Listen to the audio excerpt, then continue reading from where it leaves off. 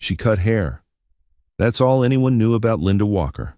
Every morning at the base salon, scissors in hand, small talk about weekend plans. Then 4 Navy SEALs went missing behind enemy lines, surrounded by 50 fighters. And the quiet hairdresser picked up something deadlier than scissors. What happened in the next 6 hours would reveal that some people hide their most dangerous skills in the most ordinary places. Meet Linda Walker.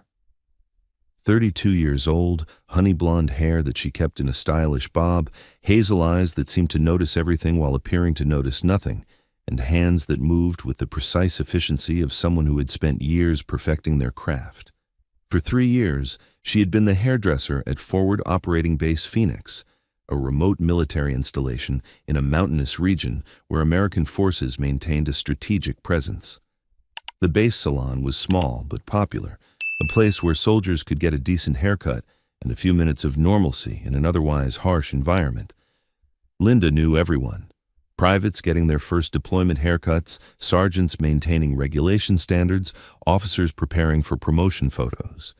She remembered names, asked about families, and provided the kind of conversation that made people feel human again. "Morning, Linda," called Sergeant Mike Torres as he walked into the salon at 0800 hours. "Just a trim today. Got a video call with my daughter tonight." "Absolutely, Sergeant," Linda replied with her characteristic warm smile. "How old is she now?" 8? 9 as of last week, growing up too fast." "They always do," Linda said, guiding him to the chair and draping the cape around his shoulders. "Now, let's make sure you look sharp for that call." As she worked, her scissors moving with practiced precision, the salon door opened again. 4 men in full combat gear walked in, their faces showing the kind of exhaustion that comes from extended operations. "Linda, you got time for the Dream Team?" asked Lieutenant Jake Morrison, leader of SEAL Team 7's Alpha Squad. "For you guys?" "Always," Linda replied. "Give me 15 minutes to finish with Sergeant Torres, then I'm all yours." The 4 SEALs, Morrison, Chief Petty Officer Ryan Blake, Petty Officer First Class Carlos Martinez, and Petty Officer Second Class Tommy Chen, were legendary on the base. They'd conducted over 40 successful missions in the past year, earning a reputation as the most effective special operations team in the region. They were also Linda's favorite customers. Unlike some soldiers who barely acknowledged her existence beyond the haircut, the SEALs treated her like a valued member of the team. They shared stories, asked her opinion, and genuinely seemed to appreciate her company. What they didn't know was that Linda appreciated them for different reasons. She studied their tactics, listened to their mission debriefs, and mentally cataloged every skill they demonstrated. Not out of curiosity, but out of habit from another life. "Heard you guys are heading out on another op tonight," Linda said as she finished Morrison's haircut. "Anything exciting?" "Just a reconnaissance run," Morrison replied casually. "Intel gathering, maybe some surveillance. Should be routine." "Stay safe out there," Linda said, her tone light but her eyes showing genuine concern. "Always do, Linda. Always do." That was the last conversation she had with them before everything changed. At 0237 hours, alarms screamed across FOB Phoenix. Linda woke instantly in her quarters, years of training making her alert before her mind fully processed what was happening. She was dressed and moving toward the command center before the second alarm cycle completed. The base was in chaos, officers running between buildings, communications specialists shouting updates, and a tension in the air that spoke of something catastrophic. Linda slipped into the command center, her hairdresser persona allowing her to move through spaces where civilians normally weren't permitted. Everyone was so focused on the crisis that nobody questioned her presence. "Say again, what's the situation?" Colonel James Peterson, the base commander, was shouting into a radio. "SEAL Team 7 Alpha Squad is down, sir," came the response from an overwatcher in a reconnaissance drone. "They walked into an ambush approximately 40 clicks northeast of the base. Last transmission indicated they were surrounded and taking heavy fire." "How many hostiles?" "Estimated 50 fighters, sir. Heavily armed, well-positioned. The SEALs are pinned down in a valley with no cover and no escape route." Linda felt her blood run cold, but her expression remained neutral. 50 against 4. Those were execution odds, not combat odds. "What about extraction?" Peterson demanded. "Negative, sir. The LZ is too hot. Any helicopter insertion would be shot down before it could land. We've got fast movers on standby, but we can't get close air support without risking the hostages." "Hostages? They've been captured?" "Affirmative, sir. Drone feed shows all 4 SEALs alive but in restraints. Enemy forces have them in the center of their position, using them as human shields against any potential strike." The room fell silent. Everyone understood what this meant. 4 of America's most elite warriors, captured alive by enemy forces who would torture them for intelligence before executing them on camera for propaganda purposes. "Options?" Peterson asked his staff. "We could attempt a ground assault, but we'd need at least 100 soldiers to have any chance against 50 entrenched fighters. Assembly and movement time puts us at 6 hours minimum." "They don't have 6 hours," another officer interjected. "Intelligence intercepts indicate execution is scheduled for sunrise. That's 4 hours from now." "What about a ransom negotiation?" "Sir, these fighters don't negotiate. They execute prisoners. It's what they do." Peterson slammed his fist on the table. "There has to be something we can do. We don't leave our people behind." "Sir," ventured a young intelligence officer, "with all due respect, the mission is impossible. We can't extract them. We can't assault with sufficient force, and we can't negotiate. Those SEALs are already dead. We just haven't admitted it yet." Linda listened to all of this with the carefully neutral expression of a hairdresser who happened to be in the wrong place at the wrong time. But inside, calculations were running through her mind with the precision of a computer designed for exactly this kind of problem. 50 fighters, 4 hostages, mountainous terrain, 4 hours until execution. She had faced worse odds before. Have you ever heard a conversation that changed everything you thought you knew about yourself? Sometimes the person you've become isn't who you really are. It's just who you're pretending to be until the moment demands otherwise. Linda quietly left the command center and returned to her quarters. She locked the door, moved to the back of her closet, and pulled aside a panel that nobody knew existed. Behind it was equipment that had no business being in a hairdresser's quarters: a custom-built rifle with a suppressor and night vision scope, tactical clothing in dark colors, combat knives, climbing gear, communications equipment, a go bag that had been packed and ready for 3 years, just waiting for a moment like this, and most importantly, identification that showed her real name and her real occupation before she became Linda Walker, hairdresser. Before she became the person who cut hair and made small talk about weekend plans, she had been Captain Linda Shadow Walker, Special Activities Division, CIA. One of the most effective covert operators in American intelligence, specializing in impossible extractions and high-value target eliminations. She had retired 3 years ago after a mission went wrong. Not because she failed, the target was eliminated successfully, but because she'd been forced to make a choice between following orders and doing what was right, and she'd chosen right over orders. The CIA had given her 2 options: accept reassignment to a desk job in Virginia, or disappear completely with a new identity and never work in the field again. She chose to disappear. Found herself at FOB Phoenix with a cover story as a hairdresser, thinking she could leave her past life behind and just be normal for once. But now 4 good men were going to die unless someone did something impossible, and impossible was Linda Walker's specialty. She changed quickly, the familiar weight of tactical gear feeling like coming home after a long absence. The rifle fit perfectly in her hands, muscle memory from thousands of hours of training making every movement automatic. But she couldn't just walk out of the base in full tactical gear without raising questions. She needed to leave quietly, without anyone knowing she was gone until it was too late to stop her. Linda packed everything into a duffel bag that looked like standard military issue, pulled on a hoodie over her tactical vest, and walked casually toward the base perimeter. She knew the guard rotation schedules, knew which sections had camera coverage, and knew exactly how to exploit the gaps. 20 minutes later, she was outside the wire, moving through the darkness with the silent efficiency of someone who had spent years learning to be invisible. The terrain was treacherous, rocky mountain paths that would break an ankle in the dark. But Linda moved through it like she was walking on flat ground, her night vision equipment turning the landscape into shades of green, her mental map of the region guiding every step. 40 kilometers. In most cases, that would be a 10-hour hike over mountain terrain in the dark. Linda planned to do it in 90 minutes. She ran. Not the casual jog of someone exercising, but the brutal ground-eating pace of someone who had trained for exactly this kind of emergency movement. Her body protested. 3 years of cutting hair hadn't kept her in the same condition as her active duty days. But she pushed through the pain, knowing that 4 men were counting on her, even though they didn't know it yet. At the 30-kilometer mark, she slowed to a tactical pace, knowing she was getting close to enemy territory. The drone feed had placed the SEALs in a valley surrounded by hills, which meant the 50 fighters would have observation posts on the high ground.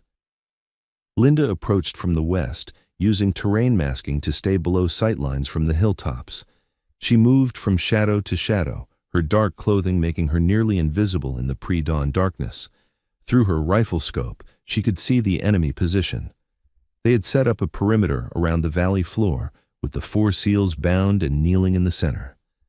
Fighters were positioned in concentric circles, creating overlapping fields of fire that would make any assault suicidal. Professional setup. These weren't random insurgents, they were trained soldiers who knew what they were doing. Linda counted heads. 52 fighters, not 50. Intelligence had underestimated slightly. Not enough to change her plan, but enough to make it more challenging. She found a position on a ridgeline approximately 800 meters from the enemy position. From here, she had clear sight lines to most of their defensive positions, with enough elevation to see over their inner perimeter. Linda set up her rifle with the practiced efficiency of someone who had done this hundreds of times. Bipod deployed, scope adjusted for range and wind, suppressor checked, magazine loaded with match-grade ammunition. She looked through the scope at the 4 SEALs. They were beaten but alive, showing signs of interrogation, but nothing that looked life-threatening. Morrison was talking to one of the guards, probably trying to buy time or gather intelligence. The enemy commander was easy to identify. Older man, better equipment, positioned where he could see everything but protected by multiple layers of guards. He was checking his watch regularly. Sunrise was approaching, and with it, the scheduled execution. Linda's original plan had been to create a diversion, draw off enough fighters to allow the SEALs to escape in the confusion. But looking at the setup, she realized that wouldn't work. These fighters were too disciplined. Any attack would just make them kill the hostages immediately. She needed a different approach, something that would eliminate the threat so completely and so quickly that the enemy wouldn't have time to react. She needed to do what she did best. Linda began identifying targets through her scope. First priority, the enemy commander. Second priority, fighters with crew-served weapons and radios. Third priority, perimeter guards who could sound early warning. She mapped out a sequence. 23 shots to eliminate the command structure and heavy weapons, executed in under 90 seconds while they were still trying to figure out where the shots were coming from. It was an impossible shot sequence. Too many targets, too little time, too much precision required. But impossible was just another word for Tuesday in Linda Walker's previous life. She controlled her breathing, feeling her heart rate slow to the familiar rhythm that marked the difference between a good shooter and a legendary one. Her finger rested lightly on the trigger, not pulling, just waiting for the perfect moment. The enemy commander raised his hand, signaling something to his troops. Execution was about to begin. Linda fired. The suppressed rifle made a sound like someone coughing. 800 meters away, the enemy commander's head snapped back and he dropped instantly. Before his body hit the ground, Linda had already acquired her second target. The fighter standing next to him, trying to process what had just happened. Another shot, another body dropping. The enemy position erupted in chaos. Fighters were shouting, looking around wildly, trying to identify where the shots were coming from. But suppressed rifle fire is nearly impossible to locate, especially in mountain terrain where sound bounces and echoes. Linda worked through her target sequence with mechanical precision, the machine gunner on the eastern perimeter, the radio operator trying to call for reinforcements, the lieutenant attempting to organize a response. 23 shots, 90 seconds, 23 enemy fighters eliminated before they even understood they were under attack. But she wasn't done. The math had changed. 52 fighters minus 23 still left 29 between her and the SEALs. Too many to handle with precision shooting alone. Time to get creative. Linda packed her rifle in moved position, circling around to the northern approach. She'd brought more than just a sniper rifle. The go bag contained tools for exactly this kind of situation. Flashbang grenades, smoke canisters, and one very special piece of equipment that she'd been saving for an emergency. A portable jammer that would disrupt all radio communications within a 2-kilometer radius. She activated the jammer and tossed it into the valley where it would be difficult to locate. Immediately, all the enemy fighters' radios went dead. They couldn't call for reinforcement, couldn't coordinate their response, couldn't do anything but react to immediate threats. Then, Linda became the threat. She moved down from the hills like a ghost, using smoke grenades to create cover and confusion. The remaining 29 fighters were scattered, disorganized, trying to protect the hostages while defending against an unknown number of attackers from an unknown direction. Linda exploited their confusion perfectly. She'd appear from the smoke, eliminate 2 or 3 fighters with precise shots, then disappear before they could respond. The enemy kept firing at shadows, wasting ammunition and revealing their positions. Through it all, the 4 SEALs remained exactly where they were, bound and kneeling, but now watching with professional interest as someone systematically dismantled their captor's defensive position. "Whoever you are," Morrison muttered under his breath, "you're my new favorite person." Linda worked her way closer to the center of the enemy position, eliminating fighters one by one. The smoke was thick now, visibility down to a few meters, perfect conditions for close-quarters combat against a disorganized enemy. She found herself face to face with 3 fighters who were guarding the SEALs directly. They saw her emerge from the smoke, raise their weapons, and Linda moved. Years of close combat training took over. She rolled left, avoiding the first burst of automatic fire, came up on one knee, and fired 3 shots in rapid succession, 3 fighters down in under 2 seconds. "Well, that was impressive," observed Ryan Blake, the SEAL's second in command. Linda moved to the SEALs and cut their restraints with her combat knife. "Can you guys move?" "Who are you?" Morrison asked as he grabbed a weapon from a fallen fighter. "Someone who really hates seeing good people die," Linda replied. "We can do introductions later. Right now we need to move. There are still hostiles in the area." "Still hostiles?" Martinez laughed as he armed himself. "Lady, you just took out like 40 fighters single-handedly. How many could possibly be left?" 8 by my count, and they're regrouping near the eastern exit. We need to go west. The 5 of them moved as a unit, the SEALs falling into formation around Linda like she was just another team member. They encountered 2 more enemy fighters trying to organize a counterattack. The SEALs handled them with brutal efficiency. They were a kilometer from the enemy position when the sun finally rose. Linda could see the remaining fighters in the distance, searching for their missing hostages and trying to understand what had just happened. "Okay," Morrison said as they paused to catch their breath. "I need some answers. Who the hell are you, and where did you learn to do that?" Linda smiled, the same warm smile she used in the salon when discussing weekend plans. "My name is Linda Walker. I cut hair at FOB Phoenix." The 4 SEALs stared at her like she'd just spoken in an alien language. "You're our hairdresser," Chen said slowly. "Yes. Our hairdresser just eliminated 50 enemy fighters to rescue us. 52, actually. Intelligence underestimated slightly." Blake started laughing, the kind of laughter that comes from survived impossible situations. "This is insane. We've been getting haircuts from a 1-woman special operations unit for 3 years, and nobody knew?" "That was kind of the point," Linda said. "I was retired. Past tense, until you guys got captured and I couldn't just let you die." "Retired from what?" Morrison asked.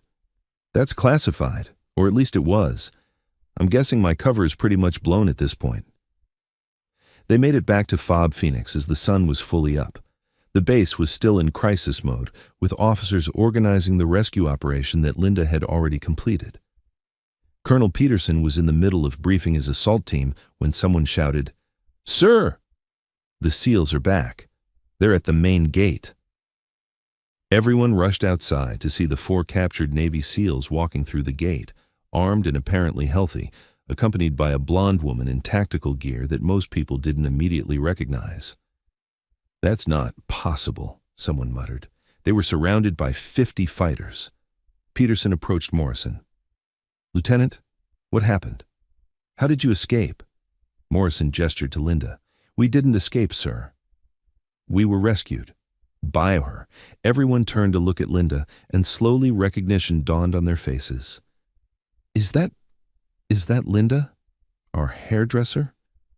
"Not just a hairdresser, apparently," Peterson said, his trained eye recognizing military-grade equipment and the bearing of someone with serious combat experience. "Ms. Walker, I think you and I need to have a conversation, a classified one." 3 hours later, Linda sat in a secure conference room with Colonel Peterson, a representative from CIA, and a very confused base intelligence officer. "So let me get this straight," the CIA representative said, reading from a file that had just been delivered via secure courier. "You're Captain Linda Walker, former Special Activities Division, with over 60 successful missions in hostile territory. You were one of our most effective operators before you requested reassignment to inactive status 3 years ago." "That's correct," Linda confirmed. "And you've been working as a hairdresser at this base for 3 years without anyone knowing your real background." "Also correct." "Why didn't you tell us?" Peterson asked. "We could have used someone with your skills." "Because I was done with that life, Colonel. I'd done enough missions, seen enough death, made enough impossible choices. I wanted to be normal for once. Cut hair, have conversations about weekend plans, just exist without constantly looking over my shoulder or calculating kill zones." "What changed?" the CIA representative asked. 4 good men were going to die. Men I knew who had treated me with respect and kindness for 3 years. I couldn't just let them be executed when I had the skills to prevent it. Peterson leaned back in his chair. "You eliminated 52 enemy fighters single-handedly in under 4 hours. That's not just skills, Miss Walker. That's legendary. I did what needed to be done. The question now," the CIA representative said, "is what happens next. You broke cover, revealed your identity, and conducted an unauthorized military operation on foreign soil. Technically, that's a lot of violations." Linda met his eyes steadily. "Are you going to arrest me?" "Arrest you?" "Number. We're going to offer you a choice. You can go back to inactive status with a new identity in a new location, or you can return to active duty. Based on what you just accomplished, I think we both know which option serves the country better." "I choose inactive status," Linda said immediately. The room fell silent. "You're sure?" Peterson asked. "After what you just did, you want to go back to being a hairdresser?" "I want to go back to being normal. What I did last night wasn't who I want to be. It's who I had to be for a few hours to save lives, but that's not my identity anymore." The CIA representative closed his file. "Very well. We'll arrange a new identity and relocation. You'll have to leave FOB Phoenix, of course. Too many people know now." "I understand." As the meeting concluded, Morrison appeared at the door. "Sir, permission to speak with Miss Walker?" Peterson nodded, and Linda stepped outside with the SEAL team leader. "The guys wanted me to thank you," Morrison said. "We owe you our lives." "You don't owe me anything. I'm just glad you're safe. Linda, or whatever your real name is, what you did was incredible. You're a better operator than most of the Special Forces soldiers I've worked with." "I appreciate that, but I'm done being an operator. I just want to cut hair and talk about weekend plans." Morrison smiled. "For what it's worth, you gave a damn good haircut too. Best I ever had. Have you ever accomplished something extraordinary only to realize you'd rather be ordinary? Sometimes our greatest skills are the ones we're most eager to leave behind." 1 week later, Linda Walker disappeared from FOB Phoenix. The official story was that she had been recalled for family emergency. Most people accepted this without question. The four SEALs knew better, but they never talked about what really happened. The mission was classified at the highest levels, the after-action reports were sealed, and the truth about the hairdresser who eliminated 52 enemy fighters remained a secret. But something unexpected happened in the days before Linda left. Word had spread through unofficial channels, not the classified details, but enough for people to understand that their hairdresser had done something extraordinary. Soldiers who had barely acknowledged her before now looked at her with newfound respect. Some wanted to ask questions but didn't know how. Others simply nodded in silent recognition when they passed her. The base commander quietly recommended her for a classified commendation that would never appear in any official record. The CIA representative who had offered her return to active duty left his card with a simple message: "When you're ready to stop pretending." Linda spent her final days at FOB Phoenix doing what she'd always done: cutting hair, making small talk, being normal. But now she understood something she hadn't before. Being normal wasn't about hiding who she was, it was about choosing who she wanted to be. On her last day, the four SEALs came to the salon together, not for haircuts, but to say goodbye. "We're going to miss you," Morrison said, speaking for all of them. "I'll miss you guys too," Linda replied, genuine emotion in her voice. "One question," Blake asked. "When you were cutting our hair all those times, listening to us talk about missions and tactics, were you analyzing us?" Linda smiled. "Every single time. Force of habit. You guys are very good at what you do, by the way." "Not as good as you," Martinez said quietly. "Different skills for different purposes," Linda corrected. "You save people as a team. I used to save people by being alone. Your way is better." Chen handed her a small box. "We wanted you to have this. Something to remember us by." Inside was a SEAL trident pin, the symbol of naval special warfare, but this one had been modified with an engraving on the back. "Shadow, from the Dream Team." "Shadow?" Linda asked. "It's what we're calling you in the classified reports," Morrison explained. "The operators who reviewed your mission footage couldn't believe one person did all that. They said you moved like a shadow." "I prefer Linda," she said, but she kept the pin. 2 months later, in a small town in Montana, a new hair salon opened. The owner was a friendly woman in her early 30s with honey blonde hair and hazel eyes that seemed to notice everything while appearing to notice nothing. Her name was Sarah Mitchell, and she was just a hairdresser. But in a secure facility in Virginia, there was a file with her real identity and a single notation: inactive status, available for recall in case of emergency requiring impossible operations, because some skills never really retire. They just wait quietly, like scissors in a drawer, ready to be picked up again when someone needs cutting. The customers at Sarah's salon in Montana had no idea that the woman cutting their hair had once been one of America's most effective covert operators. They just knew she gave great haircuts, remembered everyone's name, and always asked about their weekends. And that was exactly how Sarah, formerly Linda, formerly Captain Walker, wanted it. Until the next time 4 good people needed someone willing to pick up something deadlier than scissors. If you've ever hidden your most impressive skills because you just wanted to be normal, remember Linda Walker. Sometimes the most extraordinary people are the ones who choose to be ordinary, right up until the moment when extraordinary is exactly what the situation demands.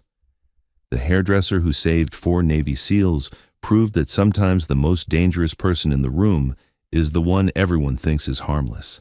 And sometimes the person cutting your hair has killed more enemy fighters than most soldiers ever see in combat. But you'll never know unless someone needs saving. And by then, it's already too late for everyone except the people they're protecting. Thanks for watching. If you like this video, you can subscribe to see more incredible stories like this one. In her new salon in Montana, Sarah Mitchell kept the SEAL trident pin in a locked drawer beneath her station. On quiet evenings after closing, she would sometimes take it out and remember the night she stopped being a hairdresser and became Shadow again. She didn't miss the violence. She didn't miss the constant vigilance or the weight of impossible decisions. But she did miss knowing that her skills could save lives when it mattered most. One day, perhaps, someone would walk into her salon needing more than a haircut. Someone would recognize the way she moved, the way her eyes automatically cataloged exits and threats, the way her hands never quite forgot their training. Until then, she would cut hair, remember names, and ask about weekends. Because sometimes the greatest act of courage isn't picking up the weapon, it's putting it down and choosing to be ordinary, knowing you could be extraordinary whenever the world needs you to be.